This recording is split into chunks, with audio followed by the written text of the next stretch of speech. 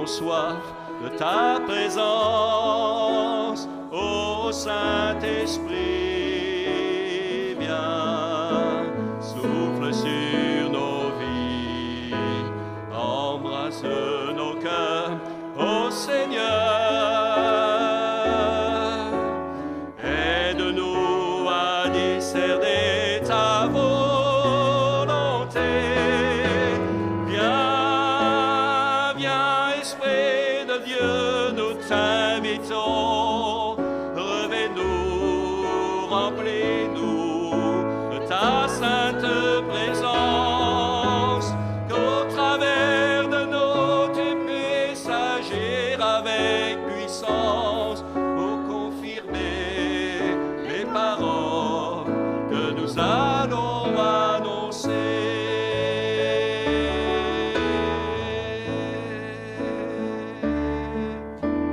Nous avons soif de ta présence, ô Saint-Esprit, viens, souffle sur nos vies, unis nos cœurs, ô Seigneur,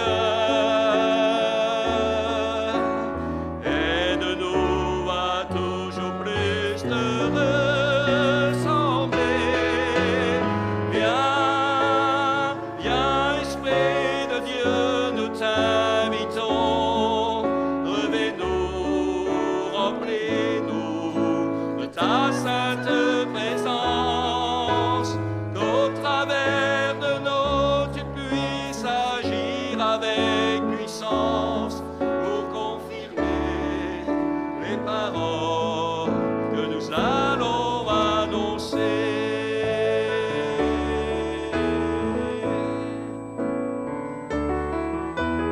Nous avons soif de ton réveil, ô Saint-Esprit, viens sur notre pays. Nous voulons voir des milliers d'hommes chanter ensemble Jésus est Seigneur.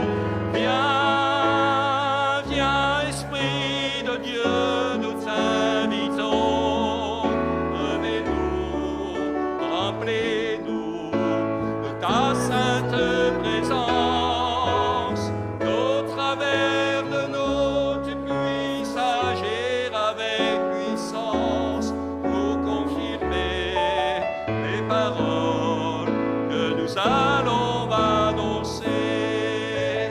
Viens, viens, Esprit de Dieu, nous t'invitons, revêt-nous, remplis-nous de ta sainte présence, qu'au travers de nous tu puisses agir avec puissance pour confirmer les paroles que nous allons annoncer. Alléluia.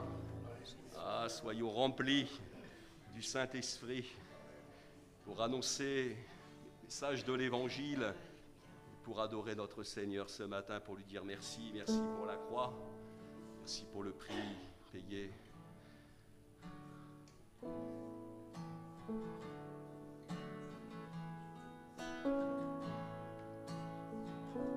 Merci pour la croix, Seigneur. Merci pour le prix payé. Tu portes à tous mes péchés. Tu es venu m'étonner par ta grâce. Merci pour l'amour, Seigneur. Merci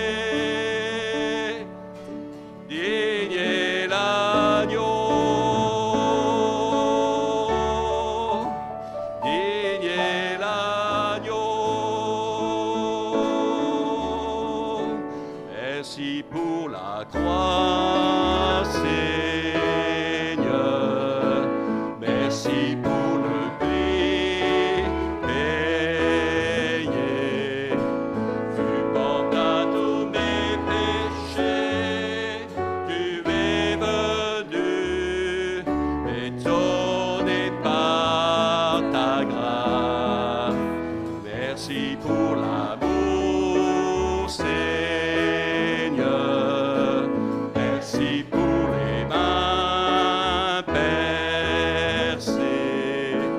Tu m'as lavé dans ton fleuve et j'ai compris ton pardon et ton amour. Daignez l'agneau assis sur le trône, couronné de mille couronnes. Tu es victorieux, saint élevé. Jésus, Fils de Dieu, le trésor des cieux fut crucifié. Daignez l'agneau, daignez l'agneau.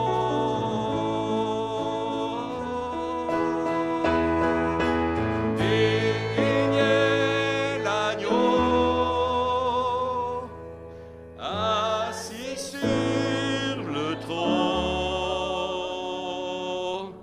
couronné de mille couronnes. Tu es victorieux, saint élevé. Jésus, Fils de Dieu, le trésor des cieux fut crucifié. Daignez l'agneau, daignez l'agneau, daignez l'agneau.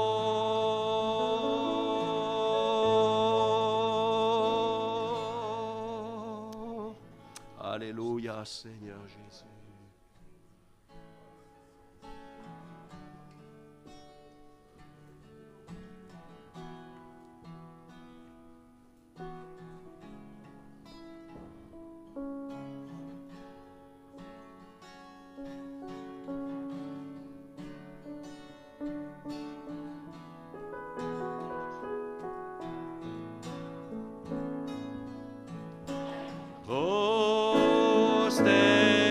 Prosternez-vous devant votre roi.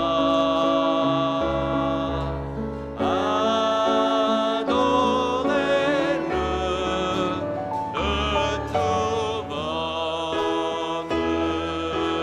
cœur. Faites monter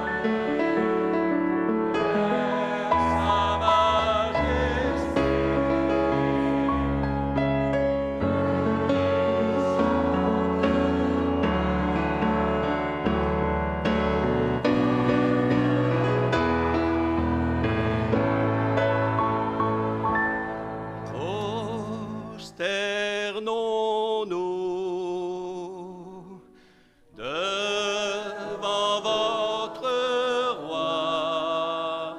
Adorons. Adorons-le de tout notre cœur. Faisons monter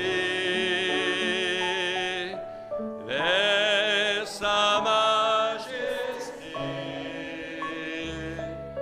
des chants de gloire pour notre roi des rois.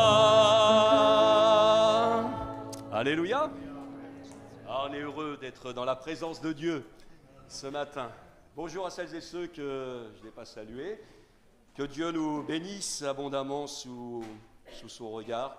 Bienvenue aux visiteurs, aux vacanciers. On veut vraiment les saluer dans le Seigneur. Le titre que j'ai donné au message ce matin est celui-ci. Il s'affiche « La foi en action ». Je crois que c'est important, bien que notre foi ne nous laisse pas sans implication, sans investissement, mais que nous puissions au contraire faire bon usage de ce que le Seigneur dans sa grâce nous a donné. J'aimerais juste faire une lecture pour introduire dans l'évangile de Luc au chapitre 17. Ce sont les apôtres qui ont dit ceci. Les apôtres dirent au Seigneur: augmente-nous la foi. Et le Seigneur dit: si vous aviez de la foi comme un grain de sénévé, autrement traduit par un grain de moutarde, vous diriez à ce sycomore, cet arbre, ce mûrier selon les traductions, déracine-toi et plante-toi dans la mer, et il vous obéirait. Amen. Alors cette parole de Jésus, évidemment, nous amène à réfléchir sur les prières que nous lui adressons parfois, mais aussi, je crois, et surtout sur ce que j'appellerais la mise en œuvre de notre foi. Jésus répond: si vous aviez de la foi comme un grain de sénévé, alors ce n'est pas un reproche, il ne leur dit pas qu'ils n'ont pas de foi, mais il explique tout le potentiel qu'il y a dans cette foi, dès lors qu'elle est mise en œuvre. Si vous aviez de la foi comme un grain de sénévé, vous diriez à ce sycomore: déracine-toi et plante-toi dans la mer, et il vous obéirait. Et ailleurs, Jésus prendra d'autres images, il parlera d'une montagne qui irait sur notre parole se jeter dans la mer en raison de notre foi. Alors juste quelques remarques pour introduire.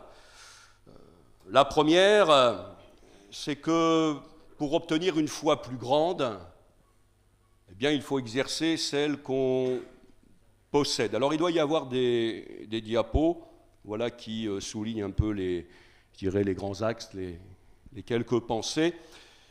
Pour obtenir une foi plus grande, il faut exercer celle qu'on possède. C'est bien de vouloir plus de foi, mais on ne peut pas vivre constamment dans cette espèce d'aspiration à plus grand si déjà on ne met pas en œuvre ce que l'on possède et qui peut-être, et je dis à nos yeux, peut sembler parfois petit. Si je comprends bien Jésus, ce que nous considérons parfois comme petit peut faire preuve de beaucoup d'efficacité dès lors que nous le lui confions, dès lors que nous avons foi en lui. Mais pour obtenir une foi plus grande, eh bien, il faut déjà exercer celle qu'on possède. Je vais prendre un exemple tout simple que vous comprendrez. Si je veux plus de muscles, eh bien, il faut que j'exerce mes petits muscles. Mais c'est ainsi, à force d'exercice, eh bien, que je prendrai de la force et que je prendrai plus de muscles. La réponse que Jésus a donnée nous aide à comprendre aussi dans quelle mesure et comment la foi peut augmenter. Alors je voudrais juste dire ceci: notre foi ne devrait souffrir d'aucun complexe. C'est peut-être justement parce que parfois on a un petit peu trop de complexes C'est peut-être parce que parfois on s'interroge un petit peu trop sur ce que nous avons, ce que nous n'avons pas. Je crois que c'est bien. C'est bien que nous puissions examiner devant Dieu, faire le point régulièrement devant lui, mais je crois qu'il faut faire attention aussi à ne pas se dénigrer, à s'auto-flageller, mais à pouvoir plutôt mettre ce que nous avons reçu de lui en œuvre. Parce que nos complexes d'infériorité, j'ai constaté, ils nous empêchent tout simplement d'avancer. Peut-être qu'on peut me glisser tranquillement la zapette pour, si tu veux bien m'amener la zapette, comme ça je pourrais prendre la direction du... Dieu travaille avec la foi que nous avons, comprenons-le, pas avec celle que nous n'avons pas. Et je crois que c'est important et que ce n'est pas incompatible avec l'humilité que nous soyons toujours conscients de ce que nous possédons de la part du Seigneur. Dans la lettre aux Romains, au chapitre 12, il y a une exhortation qui nous invite à la modestie, à l'humilité. Et ce verset, je le trouve intéressant. Ah, merci. Il faut que je regarde où j'en suis.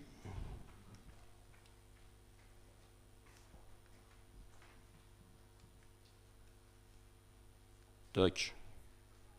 C'est bon. Pour obtenir une foi plus grande, il faut exercer celle qu'on possède. Dieu travaille avec la foi que nous avons, pas avec celle que nous n'avons pas. Alors oui, il y a ce verset de l'Écriture qui me semble intéressant, je ne l'ai pas noté, je le cite, dans Romains chapitre 12, verset 3, « Par la grâce qui m'a été donnée, je dis à chacun de vous de n'avoir pas de lui-même une trop haute opinion, » donc on comprend ce que ça veut dire, mais de revêtir des sentiments modestes selon la mesure de foi que Dieu a départie à chacun. Alors il se peut que ce matin, et ça je dirais c'est une espèce de quantification, je ne sais pas si le mot se dit, enfin, moi je vais l'employer pour les besoins de mon message, je ne sais pas si c'est une question de quantité de foi, petit, grand, etc. Je crois que c'est surtout de réaliser que nous avons reçu de la part du Seigneur.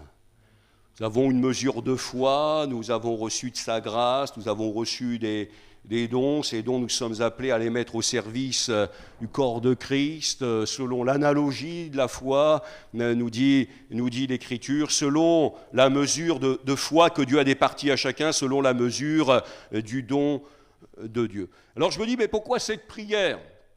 Seigneur, augmente-nous la foi. D'autres traductions disent, augmente notre foi. Ah oui, parce qu'il s'agit d'augmenter ce que l'on possède déjà. Il me semble que cette prière, elle traduit l'impression que Jésus a pu laisser sur ses disciples. On ne peut pas être indifférent. Cela faisait déjà pas mal de temps que les disciples avaient été appelés, avaient reçu le ministère d'apôtres, et c'est vrai que Jésus les avait souvent étonnés. Et lorsqu'on regarde les choses dans le contexte, les chapitres qui précèdent, mais si on fait le parallèle dans l'évangile de Matthieu, c'est sensiblement la même chose, Jésus va beaucoup enseigner. Et les disciples, disons-le, vont être impressionnés par cet enseignement. Alors, devant le même enseignement, il est arrivé que des gens disent « mais ça, c'est difficile à entendre, cette parole est dure, nous ne pouvons pas l'accepter » et on fait le choix de se séparer de Jésus. Et puis, les apôtres qui ont persévéré, qui ont continué à suivre le Maître, ont évidemment eux aussi été fortement marqués, impressionnés par son enseignement. Et on comprend que face à cet enseignement, que dans la présence de Jésus, que devant tout ce que Jésus est, et tout ce qu'il n'était pas et tout ce que nous ne sommes pas, eh bien on peut avoir le sentiment de peu de foi. Et être amené à désirer plus de foi. Seigneur, augmente-nous la foi. Un sentiment de petitesse. Bien, je crois que c'est l'un des buts de la parole de Dieu, non pas de nous décourager, non pas de nous écraser, mais peut-être de nous impressionner, en tout cas de marquer nos esprits pour nous amener toujours plus que le Seigneur œuvre en nous, pour nous amener plus loin, pour nous amener à être ce qu'il veut. J'ai noté, la foi n'augmente pas, ça peut nous surprendre ça peut-être. La foi n'augmente pas à force de prière, mais au moyen d'une plus grande révélation. Attention, je ne dis pas qu'il ne faut pas prier. Mais la foi n'augmente pas à force de prière. Ce n'est pas le seul point, mais déjà au moyen d'une plus grande révélation. Éphésiens chapitre 1er, versets 16 à 19, l'apôtre Paul écrit donc aux croyants de l'église d'Éphèse, il se réjouit, il dit « Je ne cesse de rendre grâce pour vous, faisant mention de vous dans mes prières, afin que le Dieu de notre Seigneur Jésus-Christ, le Père de gloire, vous donne un esprit de sagesse et de révélation dans sa connaissance, et qu'il illumine les yeux de votre cœur, pour que vous sachiez quelle est l'espérance qui s'attache à son appel, quelle est la richesse de la gloire de son héritage qu'il réserve aux saints et quelle est envers nous qui croyons, l'infinie grandeur de sa puissance, se manifestant avec efficacité par la vertu de sa force. Alors j'ai voulu regarder un petit peu dans l'Écriture. Je ne me suis peut-être pas laissé interpeller par des textes qui seraient d'une grande valeur, je ne sais pas, mais je me suis dit, tiens, est-ce que l'apôtre Paul prie pour plus de foi, pour que les croyants aient plus de foi, etc. Alors peut-être vous trouverez un texte comme ça, moi je ne l'ai pas trouvé, et bon, je n'ai pas creusé plus que cela. Mais je remarque dans les prières de l'apôtre Paul pour les croyants, pour l'Église, bien qu'au fond, son sujet, sa préoccupation, c'est que ces croyants parviennent à une plus grande révélation de qui est Dieu, de qui est le Seigneur. Parfois, nous sommes là, et dans une espèce peut-être de quête d'idéal, on voudrait plus de foi, on voudrait plus de puissance, on voudrait plus de ceci, on voudrait plus de cela, Seigneur, Seigneur, Seigneur. Mais est-ce qu'on ne voudrait pas se laisser interpeller par ce qui me semble être un besoin, une vraie nécessité d'une plus grande révélation de Dieu, une plus grande révélation du Seigneur Jésus, et qu'il illumine les yeux de notre cœur, que Dieu nous accorde un esprit de sagesse, de révélation, pour que nous puissions savoir ces choses, les choses qui appartiennent à notre héritage, qui s'attachent à notre appel, cette richesse, la gloire de cet héritage qu'il réserve aux saints, c'est-à-dire qu'il nous réserve à nous. Alors, regardez ce qui s'est passé, ce texte nous le trouvons dans l'évangile de Luc au chapitre 8, au verset 25, vous connaissez certainement la situation, les disciples sont en panique, et qui ne le serait pas, parce que le vent s'est levé, la tempête bat son plein, et les disciples donc viennent à Jésus qui dort, ils le réveillent, et mais Maître, sauve-nous, nous périssons. Alors Jésus va se lever et va commander au vent et à la mer de se taire, et le vent et l'eau vont lui obéir. Et quand le calme va être revenu, eh bien Jésus va leur poser la question, où est votre foi ?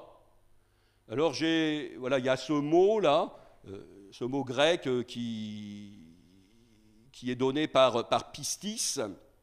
C'est un mot qui revient souvent, et je l'indique ici parce qu'on va y revenir sur ce mot. Où est votre foi? Où est votre pistis? Saisis de frayeur et d'étonnement, ils se dirent les uns aux autres, quel est donc celui-ci qui commande même au vent et à l'eau et à qui ils obéissent? Je pense que vous pouvez comprendre avec moi la situation. Les disciples, les apôtres avaient commencé à vivre de belles expériences avec le Seigneur. Ils avaient commencé à bénéficier de son enseignement. Ils ont été témoins de guérison, ils ont été témoins de délivrance. Et ils ont été témoins de miracles en tout genre, peut-être même à la multiplication des pains, des poissons, chronologiquement je ne sais pas, mais ce qui est certain, c'est que ça, ils ne l'avaient encore jamais vu. Ils n'en avaient encore jamais été témoins. Et s'ils avaient déjà eu part à la révélation du Seigneur Jésus, ils n'avaient pas encore eu ce degré de révélation pour être en mesure, dans cette circonstance-là, eh bien, de mettre en lui toute leur confiance. Et je voudrais arriver assez rapidement sur cette notion de confiance. Mais j'ai noté ceci, pour grandir dans la foi.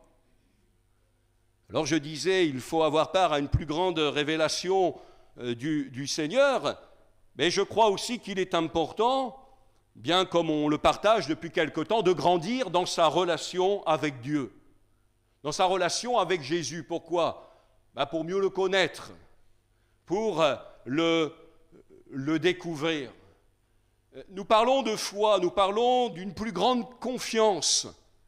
Bien, on sait que pour accorder à quelqu'un sa confiance, bien, il faut que l'on reconnaisse chez cette personne quelqu'un qui soit digne de confiance, sur qui l'on peut compter, sur qui l'on peut se reposer. Et pour grandir ainsi dans la foi, dans ce degré de confiance, bien, il faut grandir dans la révélation de Dieu et dans la révélation, je disais, et donc aussi dans sa relation avec Dieu. Ne faisons pas de la foi pour nous-mêmes un sujet de prière comme si elle résultait d'une faveur particulière. Ne faisons pas de la foi un sujet de prière qui résulterait finalement que cette foi serait comme une faveur particulière. La pensée de Dieu, c'est plutôt que nous puissions la développer, que nous puissions la rechercher, que nous puissions l'exercer. La foi, le commencement de la foi, c'est de faire avec ce que Dieu nous a donné. C'est de lui faire confiance là où nous en sommes, au stade où nous en sommes. Parce que la foi, elle fait de toute manière partie du plan de Dieu pour notre vie. Paul va inviter Timothée au sens des priorités. Il dira, pour toi, homme de Dieu, fuis ces choses. Alors on ne va pas les citer.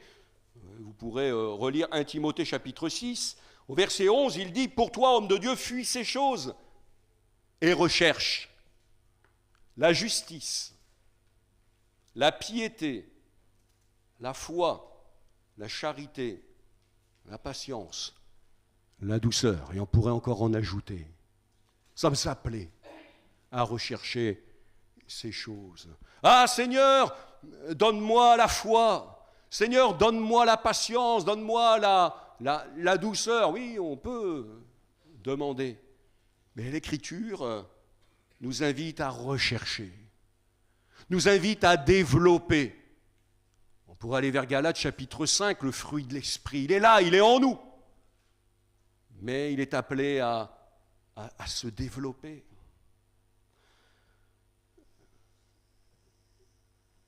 Je reviens à... Oui, je suis un petit peu... Je reviens en arrière, je ne sais plus où je suis. on va en rester là. J'en reviens à ce que Jésus a dit, ou plutôt à ce qu'il n'a pas dit. Jésus ne dit pas qu'il ne faut pas chercher à obtenir une foi plus grande. Quand il dit « si vous aviez de la foi comme un grain de sénévé », Seigneur, augmente notre foi. Ah, mais si vous aviez de la foi comme un grain de sénévé, vous diriez à ce sycomore, déracine-toi et plante-toi dans la mer. Jésus ne dit pas qu'il ne faut pas chercher à obtenir une foi plus grande. D'ailleurs, il est arrivé que Jésus déplore, on va dire, le peu de foi de ses disciples. Je citais ce texte de l'évangile de Luc il y a quelques instants, dans Matthieu chapitre 8, verset 26, le texte est rendu ainsi. Il leur dit « Pourquoi avez-vous peur, gens de peu de foi ?» Alors il se leva, menaça les vents et la mer, il eut un grand calme. Ces hommes furent saisis d'étonnement. « Quel est celui-ci, disait-il, à qui obéissent même les vents et la mer ?» Il ne dit pas « Où est votre foi ?» Il dit « Gens de peu de foi. » Donc Jésus le souligne. Ailleurs, il soulignera une grande foi. Ah, je vous le dis, même en Israël, je n'ai pas vu une aussi grande foi. Concernant l'apôtre Pierre, lorsqu'il marche sur les eaux et lorsqu'il commence à enfoncer, Matthieu chapitre 14, aussitôt Jésus étendit la main, le saisit et dit « Homme de peu de foi, pourquoi as-tu douté ?» Alors, je ne pense pas qu'il faille le prendre comme un reproche, mais de le prendre comme un besoin, en effet, de grandir dans la foi, de progresser dans ce domaine. Et on comprend la prière des apôtres, Seigneur, augmente-nous la foi. Alors, qu'est-ce que la foi ? La foi, pourquoi ? On va essayer de répondre à ces questions-là. Sans entrer dans le détail, alors qu'est-ce que la foi ? Alors Hébreux 11, chapitre 11, verset 1er. La foi, c'est une ferme assurance des choses qu'on espère, une démonstration de celles qu'on ne voit pas. Je ne sais pas si vous vous êtes déjà arrêté sur ce verset-là, si vous l'avez médité, si vous l'avez disséqué, si vous avez commencé à creuser tout ça. La ferme assurance, les choses qu'on espère, démonstration de celles qu'on ne voit pas. Alors oui, c'est la définition qui nous vient d'emblée à l'esprit. La foi, pour ceux qui la découvrent, on va dire ce matin qu'elle nous parle de confiance en Dieu. Voilà, si on met le mot confiance, je pense qu'on comprend tout de suite de quoi il s'agit. Elle nous parle de confiance en Dieu. Et avoir foi en Dieu, c'est avoir totalement confiance en lui. Et je disais il y a quelques instants, pour avoir confiance en quelqu'un, il faut que l'on reconnaisse chez cette personne une personne digne de confiance. Eh bien, pour avoir totalement confiance en lui, il faut que l'on découvre qui il est. C'est pour ça que je parlais de développer notre relation avec lui. Alors, il y a un mot dans l'Ancien Testament, un mot hébreu, enfin il y en a même deux, et puis il y en a un autre, donc un équivalent, on va dire dans le Nouveau Testament, en grec, ce n'est pas mon propos, mais c'est intéressant. Et ce mot, dans les deux cas de figure, il a été bien souvent traduit par croire. Et finalement, il serait parfois plus approprié, et dans l'Écriture, le même mot est traduit tantôt par croire, tantôt par foi, tantôt par confiance. Dans Genèse chapitre 15, verset 6, ce mot, alors je le cite dans sa, comme on dit, translittération, Aman, Abraham eut confiance. Le mot, il est traduit par confiance. Abraham eut confiance en l'Éternel qui le lui imputa à justice.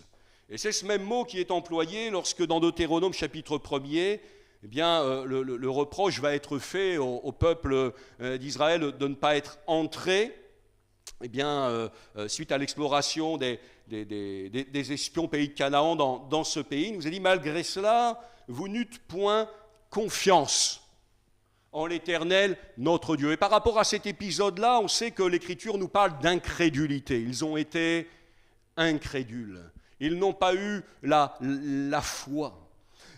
Ils n'ont pas eu confiance. Et ce mot, eh bien, il est effectivement traduit par croire dans d'autres textes. Lorsque l'Éternel va dire à Moïse, jusqu'à quand ce peuple me méprisera-t-il, jusqu'à quand ne croira-t-il pas en moi? Donc on fait bien l'association entre le fait de ne pas croire et le fait de ne pas avoir confiance. Et tout cela malgré les prodiges que j'ai faits au milieu de lui. Ésaïe 53, vous connaissez ce texte, verset 1er, qui a cru? Qui a eu confiance? Qui a cru à ce qui nous était annoncé? Qui a reconnu le bras de l'Éternel? Et j'ai découvert, je trouve ça intéressant, que ce mot, Aman, ce qui est digne de confiance, eh bien, a donné naissance à ce Amen. Parce que nous disons Amen, ça veut dire que cela soit vrai. Cela est digne de confiance. Nous pouvons dire Amen, c'est comme cela. C'est ainsi. Amen. Et en grec, bien, il y a ce mot-là qu'on a souligné tout à l'heure, qui est employé. Et ce mot, il revient à chaque fois que Jésus salue la foi, c'est-à-dire la confiance. Matthieu chapitre 8, verset 10, après l'avoir entendu, Jésus fut dans l'étonnement, il dit à ceux qui le suivaient, je vous le dis en vérité, même en Israël, je n'ai pas trouvé une aussi grande foi, une aussi grande confiance, pourrions dire. Quand deux aveugles demandent au Seigneur miséricorde, il nous est dit, il leur toucha les yeux en disant qu'il vous soit fait selon votre foi, c'est-à-dire selon cette capacité que vous avez eue à mettre votre confiance en moi, votre attente en moi. Et ce texte, il revient 244 fois. 244 fois ce mot, croire, foi, confiance. Alors la foi, pourquoi? C'est-à-dire dans quel but? À la foi pour obtenir. Vous savez ce que dit l'Écriture, sans la foi, il est impossible d'être agréable à Dieu. Et dans beaucoup de textes, beaucoup de situations, la foi entre en jeu pour obtenir de la part du Seigneur.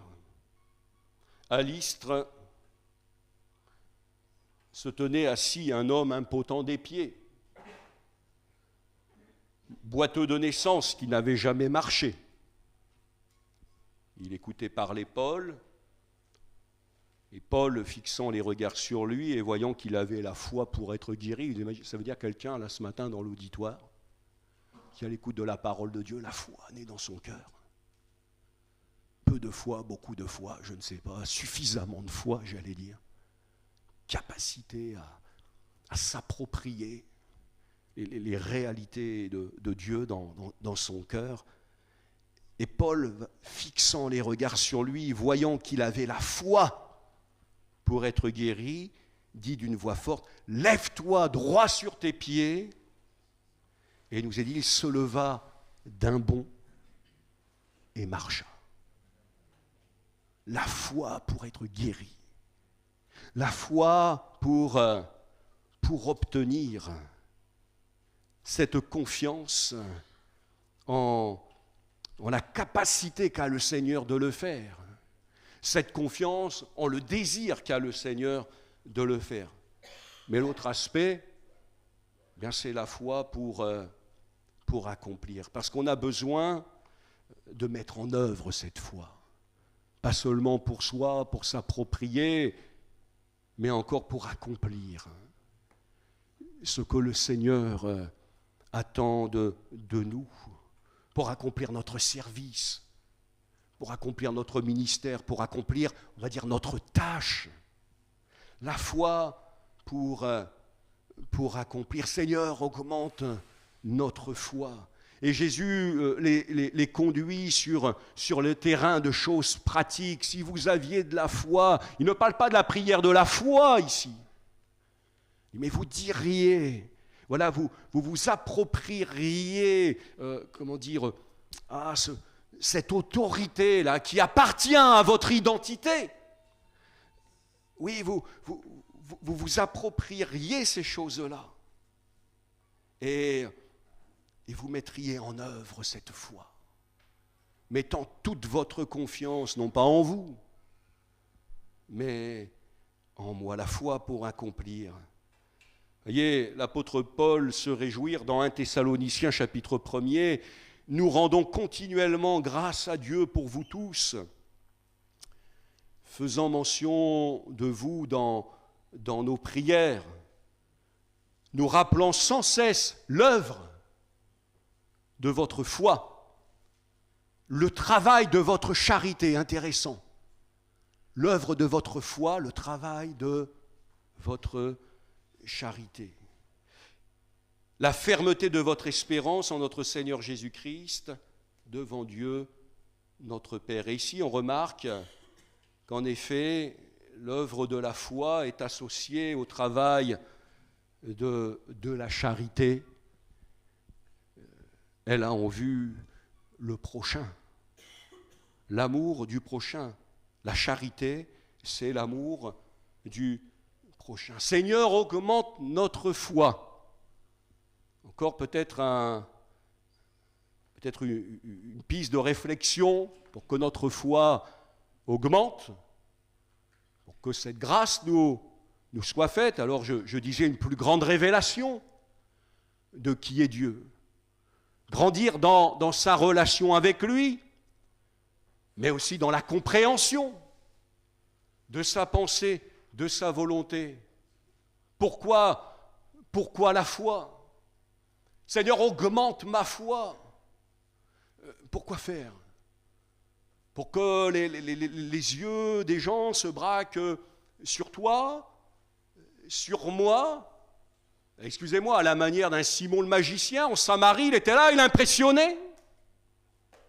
Notre foi, Seigneur, donne-moi la foi pour accomplir des miracles, pour faire en sorte que lorsque je vais poser mes mains sur les malades soient instantanément guéris, que je chasse les démons en ton nom. Seigneur, donne-moi la foi, je veux cette foi-là. J'ai de l'appétit, j'ai faim, mais une foi, pourquoi faire ? Pour briller. Mais on sait ce qui s'est passé, et c'est le danger, et Pierre et Jean ont vu clair, à un moment donné, ils sont, oui, les instruments entre les mains du Seigneur, plusieurs fois. Et évidemment, bien voilà, cet homme qui est instantanément guéri, il n'avait jamais marché, et puis on le retrouve là, sautant, louant Dieu dans le temple, etc. Les gens viennent, ils ont les regards sur eux. Il dit, mais pourquoi avez-vous les regards fixés sur nous, comme si c'était par nous-mêmes ou par notre propre puissance ? Là, il va donner la gloire à Jésus. Et il va y avoir comme cela, et à de nombreuses reprises, une autre situation, on va vouloir leur offrir un sacrifice, comme s'ils étaient Dieu. Les frères et sœurs, j'en reviens à ceux qui, parfois, parce que Dieu sonde tout, il connaît nos cœurs, nos motivations profondes, nos mobiles profonds. Pourquoi je demande plus ? Pourquoi je veux toujours plus et finalement je me rends compte que je ne progresse pas à la mesure de... Il y a peut-être ici des pistes à approfondir, une plus grande révélation de Dieu, grandir dans sa relation avec lui, et aussi bien les motivations. Quand j'aurai même toute la foi jusqu'à transporter des montagnes, si je n'ai pas la charité, je ne suis rien. Dans le chapitre d'avant, il est question des dons spirituels, enfin, voilà, dans tout cet environnement de texte. Pourquoi ? La charité, l'amour du prochain. Mes frères, que sert-il à quelqu'un de dire qu'il a la foi s'il n'a pas les œuvres ? Ça, c'est la foi qui reste au demeurant stérile. La foi peut-elle le sauver ? Si un frère ou une sœur sont nus et manquent de la nourriture de chaque jour et que l'un d'entre vous leur dise « Allez en paix, chauffez-vous et et vous rassasier, que Dieu te bénisse. Je crois en lui, il va te bénir. Il est puissant, crois en lui. Non, toi, exerce ta foi et manifeste les œuvres de la foi. Oui, que vous lui disiez ces choses, que vous ne leur donniez pas ce qui est nécessaire au corps, à quoi cela sert-il? Il en est ainsi de la foi, si elle n'a pas les œuvres, elle est morte en elle-même. Frères et sœurs, désirons la foi. Mais imprégnons-nous de tous ces textes, car en Jésus-Christ, ni la circoncision ni l'incirconcision n'a de valeur, mais la foi qui est agissante par la charité. La version d'Arby traduit ainsi la foi opérante par l'amour. Je conclus en nous rappelant que la foi, Seigneur, augmente notre foi. La foi n'est pas un idéal à atteindre, mais c'est un potentiel à découvrir et à mettre en œuvre, alors pour nous-mêmes, mais également au service de notre prochain. Je pense à tous ces textes de l'Écriture. Je n'ai ni argent ni or, mais ce que j'ai. Au nom de Jésus-Christ, lève-toi, marche. Et les chevilles du boiteux devinrent fermes. Il se leva et d'un bond, il fut debout. Il entra sautant, louant Dieu, dans le temple. Pierre et Jean sont pas revenus. Disons que il faudrait avoir la foi un petit peu, là. Il faudrait avoir la foi. Tu es là, tu es comme ça, mais Dieu est grand, Dieu peut te bénir. Mets ta foi en lui. Et on le laisse avec cette nécessité. Non. La foi. Lui, il l'avait. Pierre et Jean l'avaient. Ils étaient animés de cette foi-là. Le gars, il est là. Essayons de nous mettre à sa place. Réfléchissons sur cette situation. On citait il y a quelques instants, l'apôtre Paul voit un homme là dans l'auditoire. Il a la foi pour être guéri. C'est bien, ça le regarde. La foi, elle est là. Mais lui, il est là. Il est à la porte du temple. Il s'attend à recevoir quelque chose. Alors, ce qu'il va recevoir, ce n'est pas ce qu'il s'attendait à recevoir. Et ce qu'il reçoit est au-delà de ses espérances, au-delà de ses attentes. Lui, il attendait de quoi manger, de quoi terminer la journée, non pas de quoi vivre, mais de quoi survivre. Il a toujours été comme ça. Je ne sais pas s'il attend quoi que ce soit. Il y a des gens comme ça, ils sont nés avec, donc ils ont appris à faire avec. Et donc finalement, ils ont appris à s'accommoder de la situation. Mais là, Pierre et Jean, ils voient et émus, touchés dans leur cœur, remplis de compassion, à l'image de notre Seigneur, remplis du Saint-Esprit, du même esprit, avec la même mentalité, le même caractère, touchés des mots de cet homme-là. Je n'ai ni argent ni or, mais ce que j'ai, je te le donne. Et voilà que sa foi, eh bien, il la met en œuvre. Vous voyez, oui, sa prière a été exaucée. Oui, Dieu connaît nos aspirations. Mais derrière tout cela, il y a eu une révélation. Il y a eu un cheminement. Il y a eu un parcours, parfois douloureux, où Pierre a appris aussi dans les larmes, face à ses échecs, a connu la grâce du Seigneur et qui relève, qui restaure. Le baptême de l'Esprit, il a été saisi. Et à partir de ce moment-là, eh bien, ce potentiel qui était en lui et dont il a pu prendre la mesure, eh bien, il ne l'a pas mis en œuvre pour lui-même, mais il l'a mis au service de son prochain. Mes frères et sœurs, je crois que le Seigneur, effectivement, veut augmenter notre foi. Mais pas pour faire de nous des gavés de la foi. C'est pas académique de dire ça. Pas faire de nous des gavés de la foi, des gavés de connaissances, mais qu'avec ce que nous sommes et ce que nous ne sommes pas encore, avec tout ce que sont nos faiblesses, pouvoir mettre au service de notre prochain cette foi que Dieu nous a donnée et que le Seigneur désire faire grandir dans ce but-là. La foi, pour quoi faire ? Eh bien, la foi, pour être ces instruments de Dieu dans notre génération. La foi n'est pas un idéal à atteindre, mais un potentiel à découvrir et à mettre en œuvre pour nous-mêmes et notre prochain. Vous savez, dans le monde, il y a des HPI, des hauts potentiels intellectuels. Alors, je ne sais pas s'il y a des HPF, des hauts potentiels de foi.